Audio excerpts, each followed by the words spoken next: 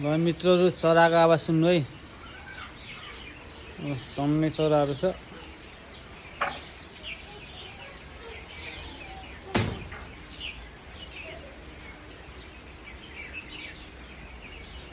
यो रुखमा त झन् कति गइसकेको छ